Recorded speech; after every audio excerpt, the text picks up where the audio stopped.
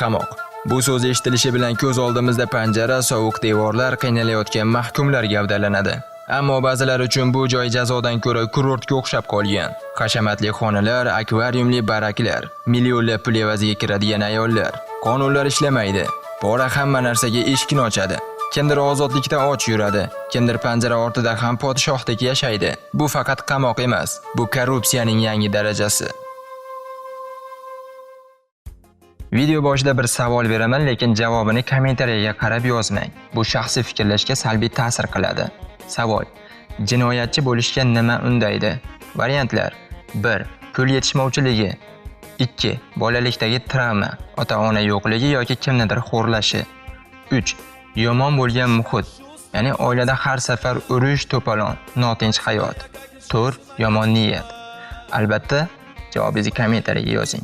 Varamskiy kodeksiga ko'ra, vor va zakoniylar koloniya xodimlari yoki ma'muriyat bilan aloqaga kirishi taqiqlanadi. Bu eng muqaddas qoidalardan biri va uni buzgan vor maqomidan ayrilishi mumkin. Ammo siz hozir hashamatda yashayotgan, xizmatlar oladigan, telefon ishlatadigan odamlar haqida eshitasiz. Bu kabi erkinlik ichki tizim xodimlarisiz amalga oshmaydi. Shu sababli zamonaviy realiyatda vorlar to'g'ridan-to'g'ri ma'muriyat xodimlari bilan aloqaga kirmaydi. Ammo ular koloniyada faol bo'lgan mahkumlar, ya'ni xodimlar bilan aloqa qiladigan odamlar bilan ishlaydi. Sxema oddiy: vor buyruq beradi, faol amalga oshiradi. Xodim esa pul oladi va xizmat qiladi.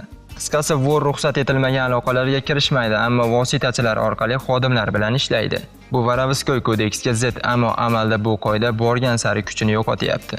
Siz o'ylaysizki, qamoqda hayot sovuq kameralar, qattiq non va sovuq suvdan iboratmi? Ha, aslida shunaqa, lekin ba'zilar uchun emas. Rossiyaning ba'zi koloniyalarida vor va zakoniylar va amaldorlar lyuks mehmonxonalarda yashaydi. Televizor, konditsioner, hattoki akvariumli xonalar. Ular restoran darajasida ovqat yeydi, ichimliklar ichadi va istalgan paytda Moskvaga sayohat qiladi.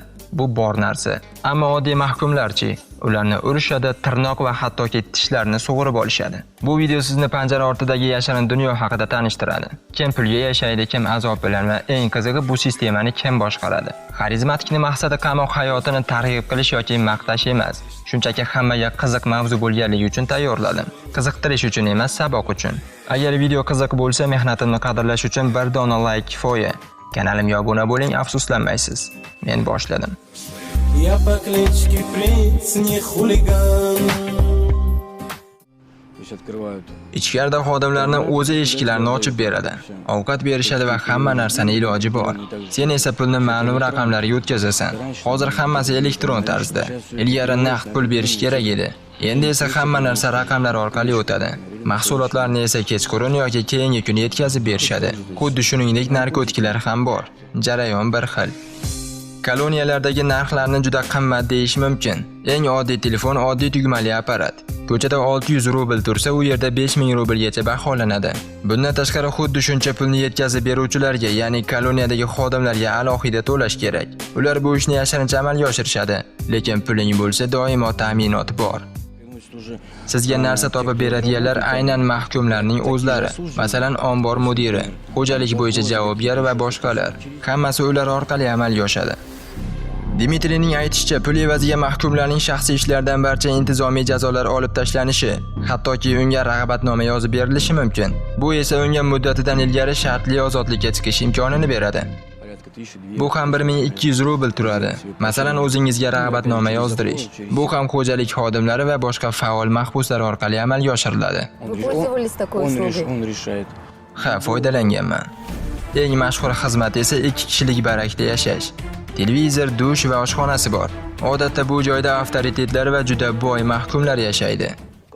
Kimda televizor bo'lsa bo'ladi, bo'lmasa yo'q. Buni ham koloniyaning boshlig'i, shuningdek tergov izolyatori, SIZO boshlig'i hal qiladi. Ba'zi hollarda qulaylikka ega deb ataluvchi kameralar butunlay hashamatli apartamentlarga aylangan. Yumshoq mebellar, konditsionerlar, baliq bilan to'ldirilgan akvariumlar. Devorlarda esa afsonaviy jinoyatchilarning portretlari. Bularning barchasi mavjud bo'lgan. Masalan, Volgograd'dagi 12-raqamli koloniyada qonun o'g'risi, ya'ni vor va zakoniy sifatida tanilgan Vyacheslav Ivankov. Yaponchikning portreti osilgan. Lagerlarga ruxsat berilgan narsa tergov izolyatorida ham taqiqlanmaydi. Masalan, Serpuxovdagi 3-sonli SIZOda bir kuni jinoyat olamining avtoriteti Anton Kuznetsov o'z tug'ilgan kunini nishonlagan. Stollar delikates taomlar va alkogol bilan to'la edi. Bayram egasi o'zining kameradoshlari bilan birga choyshab va toj kiyib, o'zini rimlik patritsiy sifatida ko'rsatgan. Eng katta shov-shuv esa 2011-yilda yuz bergan. O'sha vaqtda jazoni ijro etish federal xizmati rahbari Aleksandr Raymer bo'lgan. Hozir u qayerdaligini ko'pchilik biladi. Sobiq davlat dumasining yordamchisi bo'lgan Andrey Pushkar esa Svetaga jazoni ijro etish tizimidagi barcha VIP xizmatlar haqida so'zlab berdi. U o'zi bu xizmatlarni boshidan kechirgan.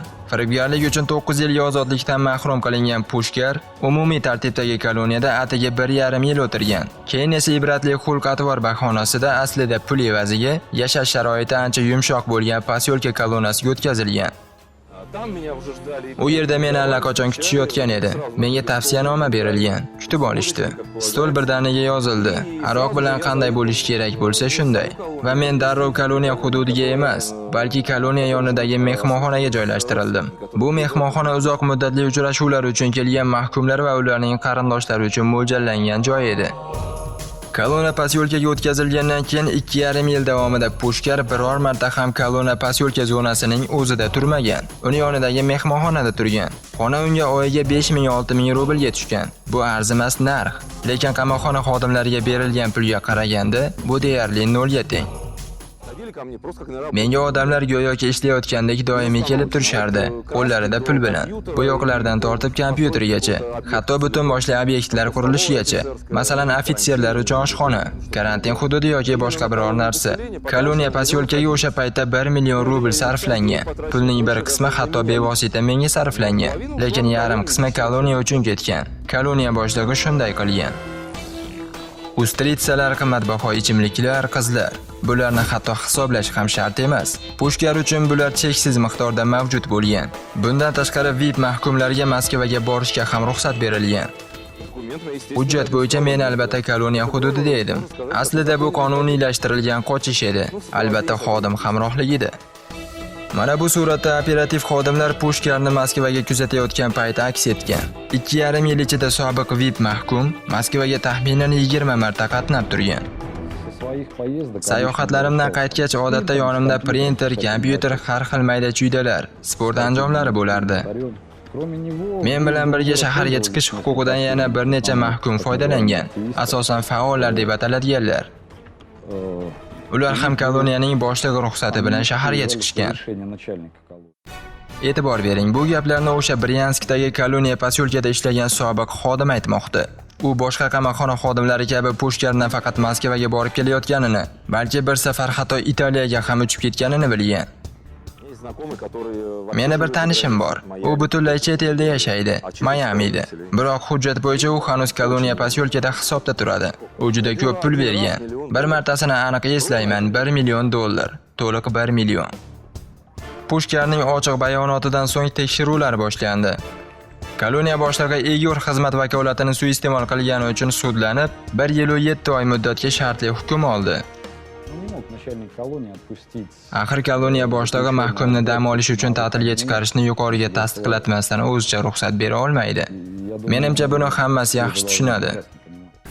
Pushkar ishi shunchaki shov-shuv bo'lgani emas, balki aynan ochiqlik bilan oshkor bo'lgani noyob. Yana bir jihati xodimlar bevosita mahkumlar bilan ishlagan. Chunki odatda bu kabi korrupsion tizimlarda oraliq ko'rinishdagi lager faollari degan guruh ham bo'lardi.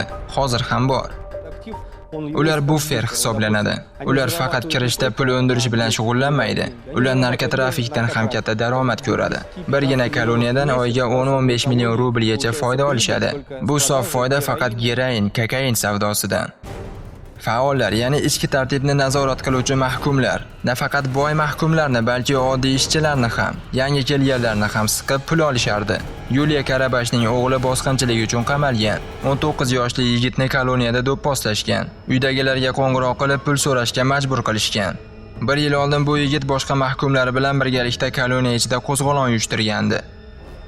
Ну, по поводу вот этих беспределов, вымогательства денег, избиений, угрозы изнасилований, пыток вырывали ногти, зубы, обливали мочой. Uning o'g'li va yana 20 nafar mahkum endi yangi sudni kutishyapti. Ularning har biri qo'zg'olon tashkil etganlikda ayblanmoqda va har biri 7 yilgacha yangi qamoq muddatini olish xavfi ostida. O'sha ommaviy tartibsizliklar vaqtida mahkumlar faollarga tegishli 9-otryadning muhim hujjatlarini qo'lga kiritishgan. Ushbu papka sobiq mahkumlar tomonidan yo'l orqali tarqalgan. Ichida zanjir kabi ko'plab ma'lumotlar bor. Mahkumlarning yozgan shikoyat arizalari, butun Rossiya bo'ylab jo'natilgan ota-onalar pul o'tkazmalari va kvitantsiyalari. Еще есть вот такие заметки каждодневные. Кто сколько дал, кто сколько должен, и кто должен еще позвонить и попросить, какую сумму. Demak, boy mahkum o'z qulayligi uchun emas, balki faollar va koloniya xodimlarining hashamatli hayoti uchun ham pul to'laydi. Oddiy pul to'lamaydigan mahkumlar haqida hech kim qayg'urmaydi. Qattiq tartibli koloniyalarda esa vaziyat bundan afzalmi? Ayollar uchun panjara ortidagi hayot bundan yengil emas, bu aniq. Shubhasiz u yerda ham odamlar taqsimlanadi. Boy va kambag'al, saviyali va saviyasiz deb. 159-modda. Firibgarlik bo'yicha o'tirganlar odatda bitta pulni o'nlab aylantirgan firibgarlar bo'lmasa-da, puldan qiynalishmaydi. Shu sabab ular boshqalarga qaraganda to'qroq hayot kechirishadi. Qolganlar esa arzimagan haq evaziga mehnat qilishadi. Днем и ночью без выходных работаешь, тоже практически живешь на производстве, а зарплату получаешь 170 рублей. И на что вы можете потратить эти 170 3 рублей? пачки сигарет, либо то есть есть выбор, либо курить, либо там гигиенические принадлежности какие-то вот такое. Ma'muriyat xodimlari aytganidek, ayollar Rossiyada belgilangan eng kam ish haqqi bo'yicha taxminan 6000 rubl oladi. Ishlab chiqarish kvotasidan oshib ketganlar ko'proq oladi. Lekin mahkumlarning oziq-ovqat, kiyim-kechak va kommunal to'lovlari uchun maosh pullardan ushlab qolinadi. Umuman olganda vor va zakoniylar faol mahkumlarni yoqtirmaydi, ularni kazyol deb ataydi. Chunki ba'zi mahkumlarning aksariyati sotqin, ya'ni ma'muriyatga ichki voqealarni aytib turgan. Ammo zamon talabi va sharoit tufayli ba'zi vorlar ular bilan aloqa qiladi. Vorlar asosan общак, ya'ni umumiy pullarni va smatriyashiklarni boshqaradi. Smatriyashiklarning vazifasi zonada tartibni nazorat qilish va uni saqlash. Shuningdek, общак uchun o'lpon yig'ish. O'ylaymanki, video sizga qiziqarli bo'ldi. Har doimgidek gapim bor, agar shu yergacha ko'rgan bo'lsangiz yoki video qiziqarli bo'ldi yoki siz video qilgan odamni, mehnat qilgan odamni qadrlaysiz. Hurmat qilishga loyiqsiz, sizni tanib olishim uchun kommentariyaga charchamagin deb yozib qo'ying. Videoga like bosing, keyingi videolarni o'tkazib yubormaslik uchun yangi bo'lsangiz obuna bo'ling. Men esa xayrlashaman. Salomat bo'ling. И не выйдет из меня трудяга. Амина, ты полету давно мне клетку. Ай, мама, Джану, что послать надолго в малолетку. Амина, ты полету давно мне клетку.